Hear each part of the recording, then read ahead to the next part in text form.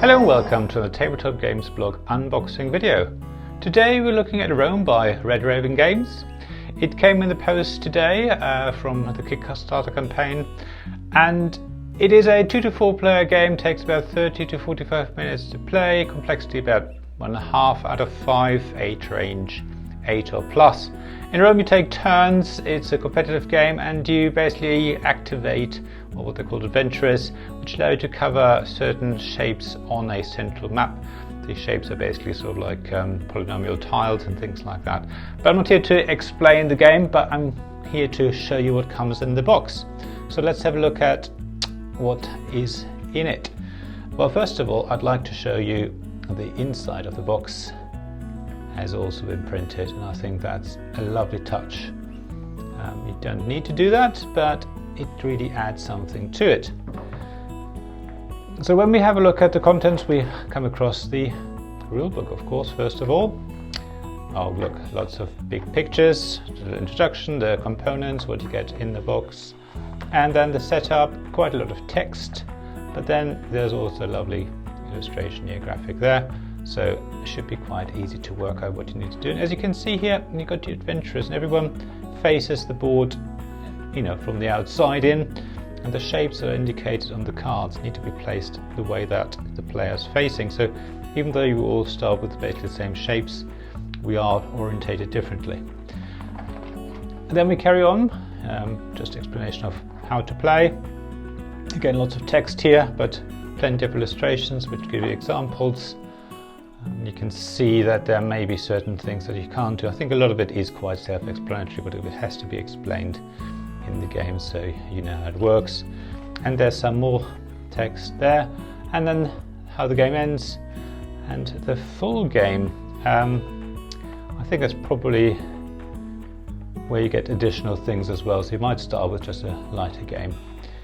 Then there's the outpost variant and a stacking variant, so some more things there, ways to play. We've got obviously the game designer and illustrator, both being Ryan Lockett, and then some contributions from Mallory Lockett and a few other people. Playtesters listed there as well, which is very nice. And then on the back we've got a quick reference of the artifact ability, so that's quite useful. So not rules as such, but explaining what the different artifact symbols mean and how to use them. So that's really quite good, very happy with that.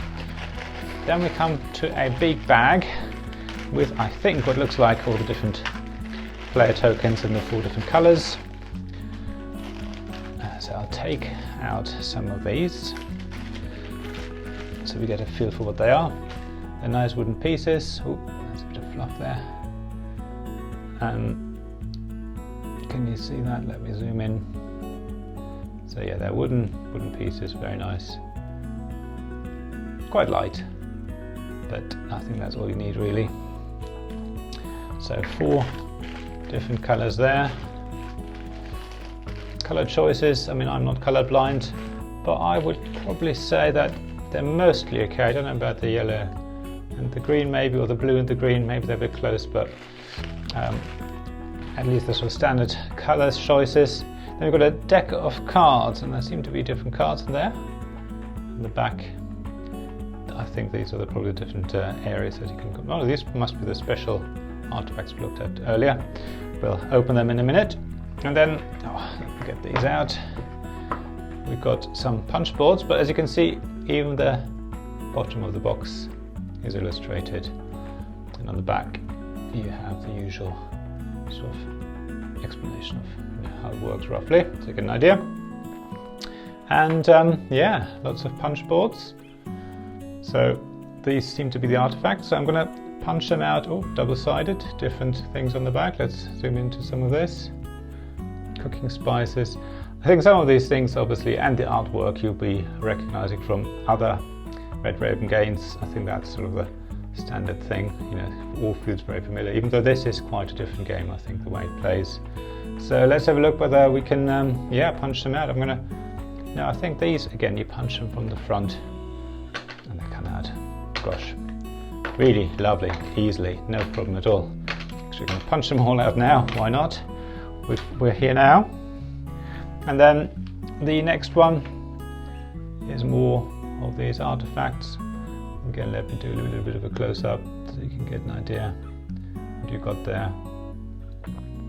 But yeah, the illustrations are very nice. I'm not going to punch those out. Oop, they are coming out already, but there we go. Let's look at some of these more closely as well. As I say, some of these illustrations will look familiar. It's all in the same sort of world, all these games. And it's lovely thick cardboard. Feels nice. It's got that linen finish, which makes it feel nice in your hand. Shall we punch them out? Go on then, let's do that quickly now.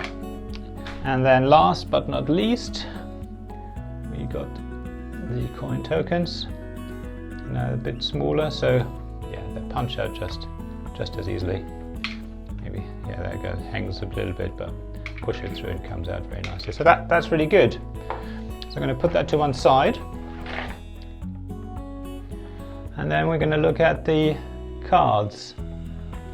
So let's just start with the sort of feel. Again, linen finish, very nice. You can see it's matte, feels nice in your hand. They're double-sided, so I think each of these cards, and there's different factions, again the same sort of colours you might know from above and below, near and far, things like that. In fact, Chardling is a character I played in near and far, so he's a familiar face to me. But yeah, so you get these symbols indicating where you can place your pieces.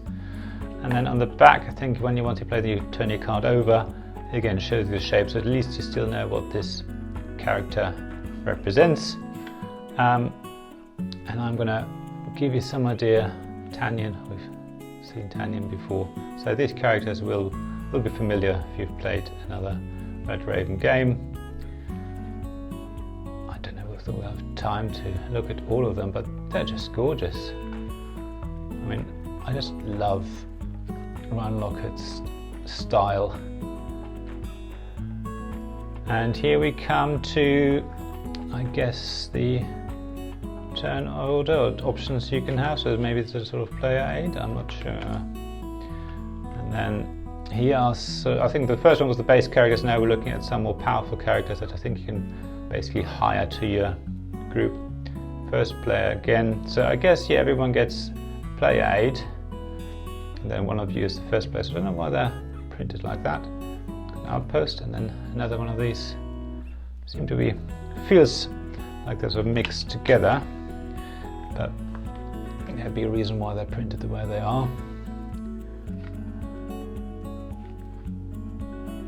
Yeah, we might as well look through all of them.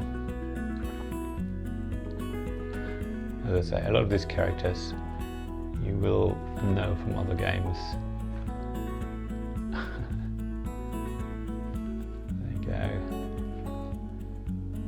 There you go. I mean, yeah, very nice. Really lovely. And as I say, they all are double-sided. Just notice that these characters now have a map on their back. So I can't quite remember, but actually, as thinking about it now, I think you basically have a map like that, and whoever has basically the most tiles on there flips it over once it's sort of full, and then you get that character. So you can see what you're aiming for. So if you think you want this type of shape, you might want to focus on this area, but you also get coins, and I can't quite remember what the coins are for, but it works something like that. As I say, I have to read the rules. It's been a while since I looked at this game. It feels like the Kickstarter was ages ago. I'm sure it wasn't, but it's one of those games that I've really looked forward to for quite some time now.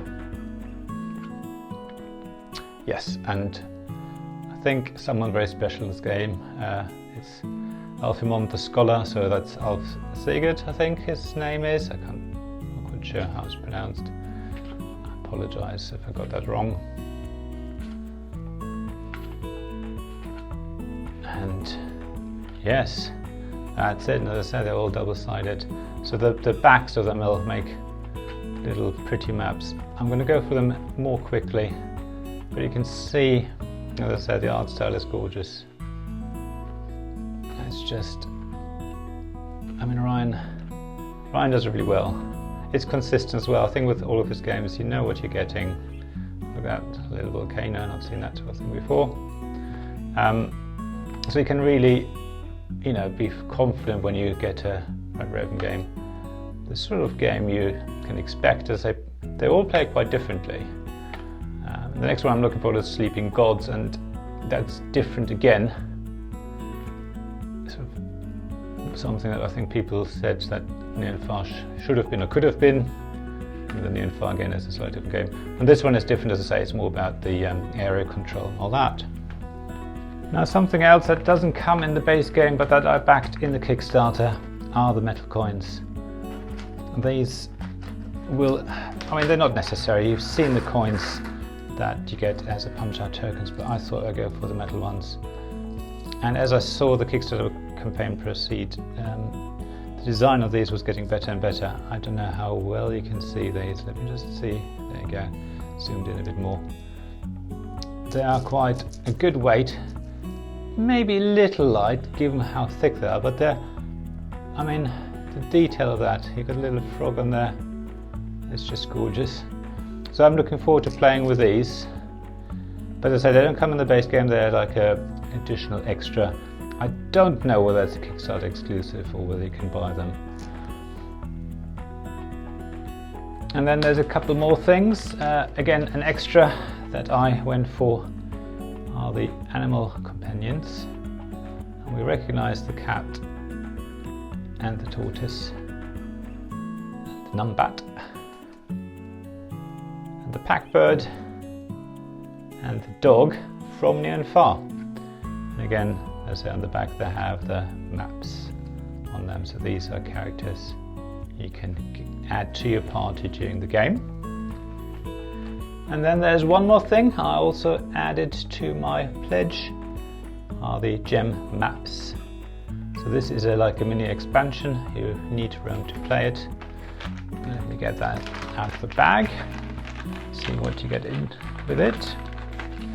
So,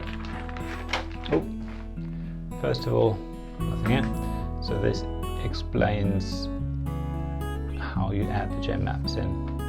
And it looks like you have these literally maps of gems. I will have to read the rules. It looks like 4 times the same, so it's just something I guess that someone can complete on their own player mat and get points for the different gems to complete those. But of course, what's more exciting are the actual gems that come with it. Lovely shiny gems in their colours. Look at the blue ones this time. I think these are gems that you might have seen in other games as well. Plasticky, crystally gems, beautiful shapes, beautiful colour, nice and shiny. So that should make the game quite interesting to play. But that is all for the extras and what comes in the base game. So as I said, this was the unboxing for Rome by Red Raven Games. Again, Ryan Lockett and the team have done a good job. Mallory's doing more on the product as well now. So it's nice to see what they've done. And as I said, some of the extras I just wanted to have the special coins. I always like metal coins, so that was just me. You don't need them, you get everything in the base game. And then there's the other bits, well, again, just something I thought I'll add because it might extend the lifetime of this game with some expansions and things. But that was all. So as always, if you enjoyed this video, please subscribe, like and comment below. Really very much appreciated. Any subscribers will be useful. Check out the links in the description to my blog, Ko-fi pages and Patreon pages. Again, you can find out more how to support me there. But other than that, thanks very much for watching, and I hope to see you again soon. Bye!